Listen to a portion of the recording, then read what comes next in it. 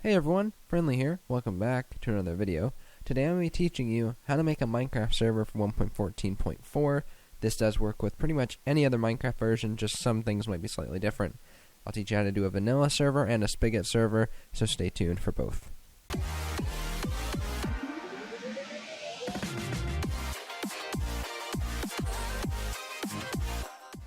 Alright, so the first thing that you want to do is you want to make sure that you actually own Minecraft. That would probably help you connect to your server, unless you want to do a cracked server, but I always recommend buying the game.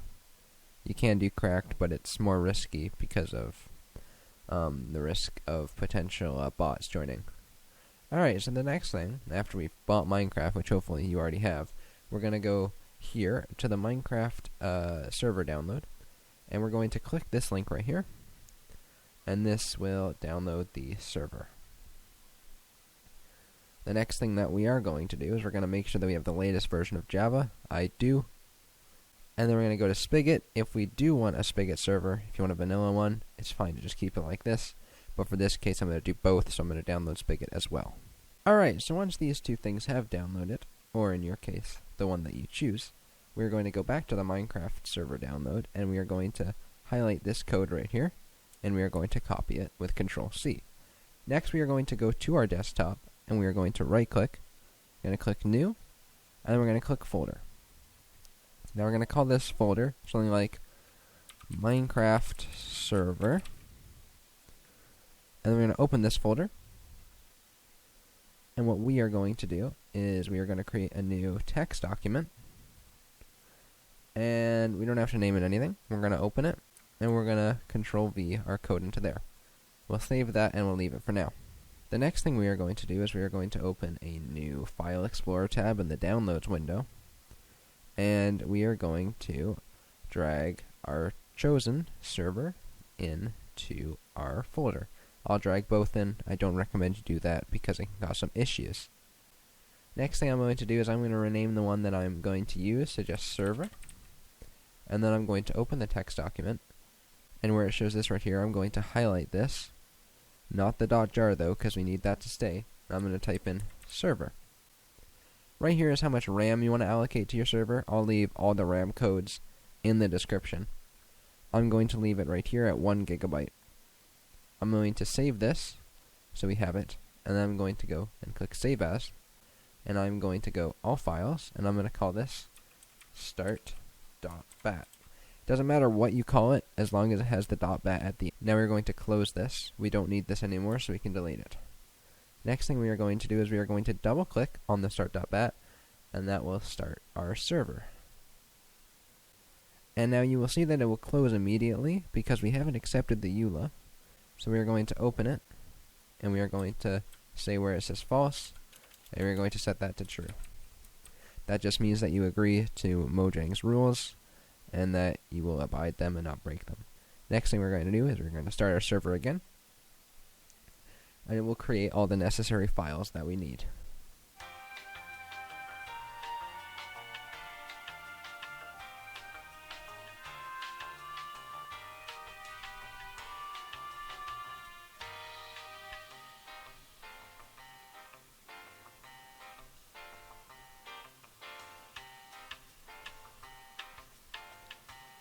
And that is pretty much it to make your very own Minecraft server.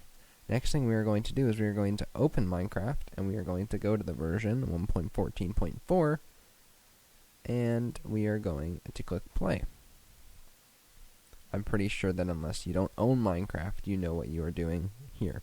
Once our game has loaded, we're going to go into the multiplayer tab, and for the purpose of this, I'm going to use direct connect, and I'm just going to type in localhost. That is the IP that you are going to use to connect to your server. You will probably add your own server and give it some sort of name, but in my case, I don't have to.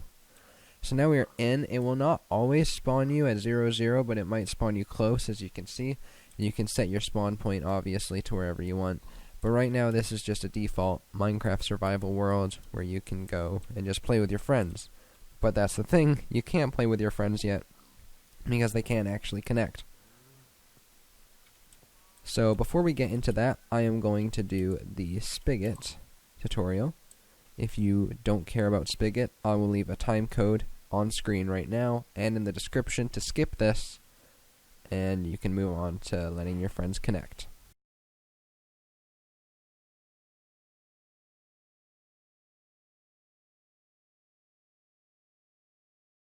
Alright, so for Spigot, it is pretty much the same thing. What I'm going to do is I'm going to right click on my vanilla server, and I'm just going to name this server 1. You won't have to do this unless you are doing both. Then I'm going to rename my Spigot thing to just server, and then when I open my start again, what it will do is instead it will start the server thing.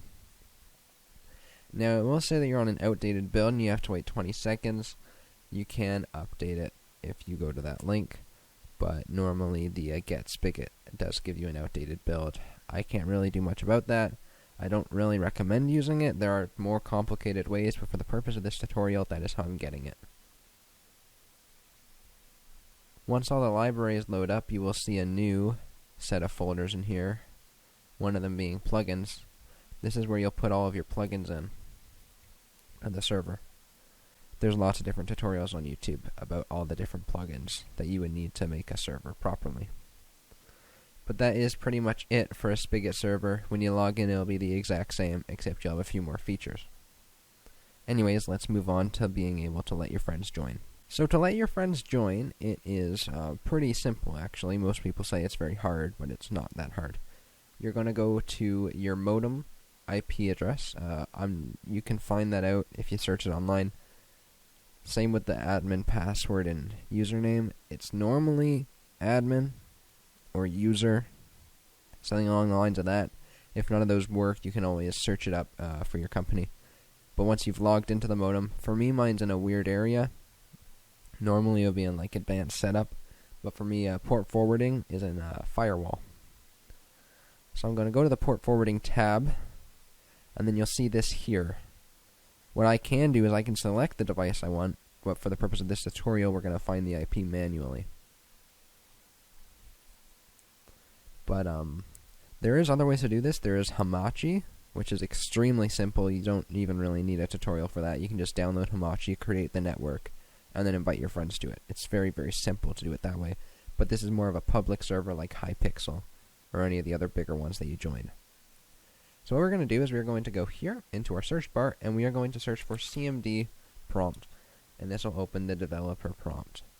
So what we're going to do is now we're going to type in ipconfig, and that will show up with a bunch of this. Yes, a bunch of this, guys. But we're going to scroll up here to our connection-specific DNS suffix, and we are going to go IPv4 address, and we are going to copy this right here. I have blurred it out because I don't really want anyone tracking me down. Next, where it says LAN IP address, for me at least, I'm going to paste that in there, and then the external start point and end port. It's normally, by default, it's 255.65. If you're doing a different port, which I'll show you how to do in a second, you put that port in, but you paste that in all the way. First one, we're going to do the TCP protocol, and we're going to hit apply. And now we'll wait for the changes to be applied. Next, we will enter our IP again. I remember mine off my heart. And then we're going to paste in the ports again, and we're going to do the UDP protocol this time. Now that we have done that, that is all we need to do to set up our server for our friends to join. And now we can go back to our server, change the port. It's very simple. Open the server.properties folder, and then go down to the server port right here, and you can change it to whatever you want. So like 1, 2, 3, 4, 5. If too many servers are running on the same port, though, it could cause some issues like on the same computer. Never do that. But just think of some random numbers as long as it's the same length. So I'm just going to set it back to 25565, and that is pretty much all that we have to do. And we can start it back up just like this. And while that starts up, I'm going to open Minecraft again and go back, and I'm going to show you a couple more things. First thing I'm going to do is I'm going to go to multiplayer, direct connect, localhost, and I'm going to join the server. Now once I am in, you may say, I want to do some commands, but I can't. Like you can't go game mode 1. You don't have permission. You can't do any commands. What you're going to have to do, you're going to have to go into your server console, and you're going to have to type OP space your username. Now what that has done is that has allowed you to do any command that you want. I forgot. I'm normally used to the older versions, but on the newer versions you actually have to type the game mode that you want. Now, I don't recommend giving anyone that you do not trust completely op because they can do whatever commands your server has available. So especially if it's a public one, you do not want them screwing with everyone's stuff. But guys, that's pretty much how to make and port forward a Minecraft server. It's really quite simple. All your friends will be able to join this. But yeah guys, that's how simple it is to port forward a Minecraft server for your friends to join and create it in the first place. Really quick, really easy. Again, all plugins you can find in the Spigot page or Bucket pages, really, whatever. I'll leave all the necessary links in the description, which you've already probably seen.